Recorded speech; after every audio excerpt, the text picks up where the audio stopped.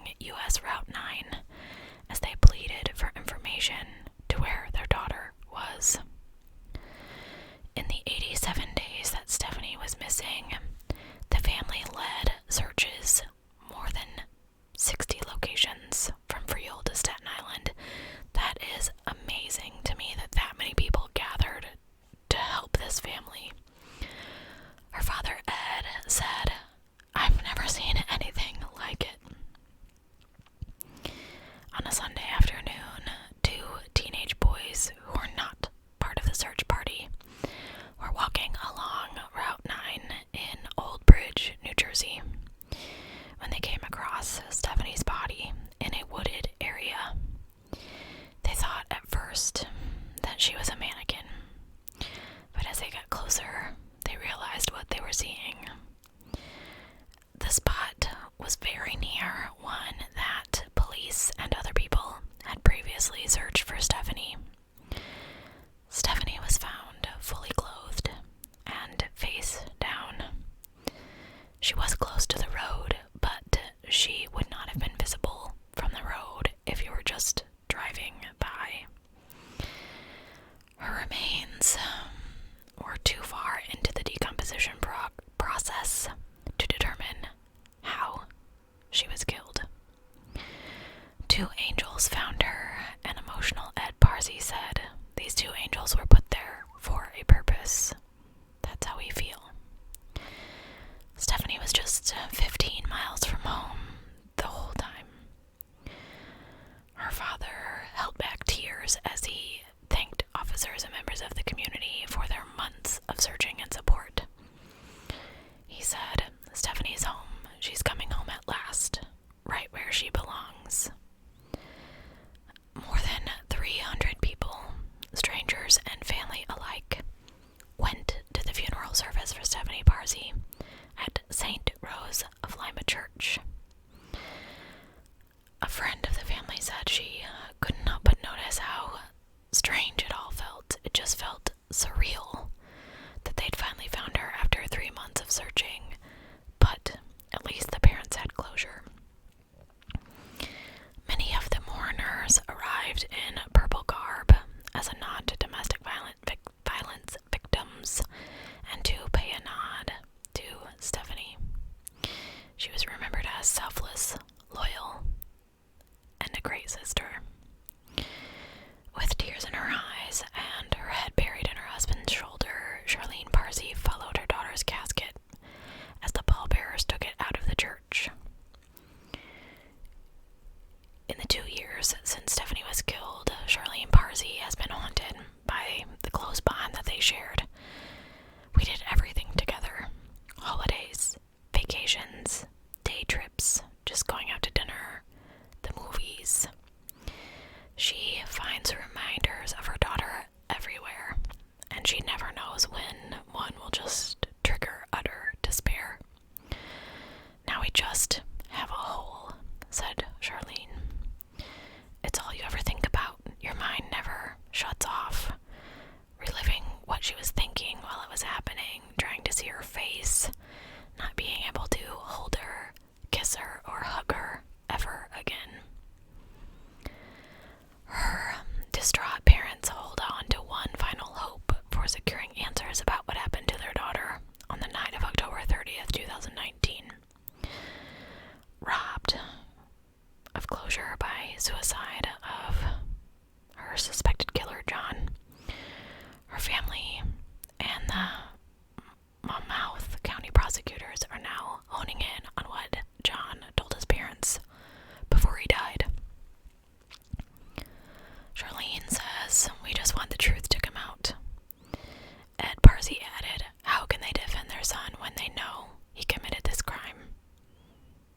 No matter what they find, it will not bring Stephanie back. It will give us more of an understanding if they do know something. I hate that this happened, and they may have covered it up." John's father, Hahna, believes that the charges were false and meant to pressure his son. He said, "This is why I cannot stand the prosecutor. They would leave him in the cell 9 days by himself, and every morning they would have a guard go in and they would say, 'John, do you see how many charges they have against you today?' They were using this officer, and what they really wanted to do was make him get angry at this officer because they usually used a female to try to provoke him, to prove that he had some kind of bias against women. But it's not true," his father said. He told the prosecutors that they were the murderers, that his son had nothing to do with Stephanie's disappearance, and that the prosecutors lied through their teeth. John's father even explains away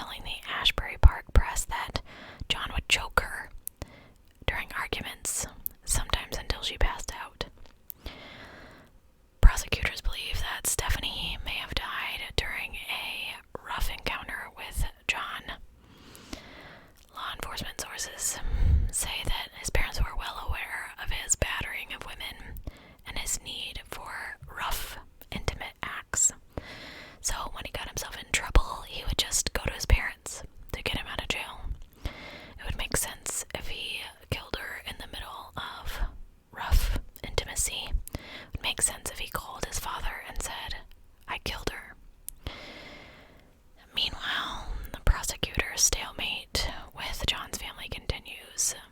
This tragedy, and they've all learned about domestic violence since, has inspired the Parzes to start a non-profit organization that they hope will help other victims of abuse and their families, called the Stephanie Nicole Parze Foundation. Charlene said, "We just don't want anyone to forget about her." When I read this case, at first, there wasn't a lot of information. I really had to go digging to really find anything, which I thought was kind of crazy. This girl goes missing. She's missing for 90 days. And there was like nothing. I was completely baffled by that, and I just hate it when stuff like that happens. I mean, it wasn't that long ago, so why wasn't there more information on the internet? I don't feel like they remove articles when people are found or anything like that, because I find things on other cases all the time, but this one just really didn't have like a good sense of everything being lined up. I couldn't find much information about her. I couldn't find much information about how they met or their relationship at all, which in cases like this, I usually can tell you a lot more about them and what was going on. I don't know if this was a case of intimacy gone wrong. I think that John had some serious anger and aggression issues, proven by the fact that he previously choked another girlfriend who lived, and he had these domestic violence charges. I mean, we all know in many cases that we've discussed, and in life, it takes a lot for a woman to stand up and say things like that about a man, because we are still, even in 2021, so harshly judged by the community for potentially crying wolf or, things like that, which makes me absolutely furious, because how many people have been really, really hurt and are too afraid to say anything, too afraid to get help, too afraid to talk to someone. I hate that. I just hate it. So I don't really know. Obviously, something was going on in his life. He got fired from his very nice job as a stockbroker, making quite a bit of money, like the day she went missing. So I'm not sure if that was the day before Halloween, the last day she was seen, or on Halloween. Did he go to work acting so funky that he just got fired? I find that really hard to believe.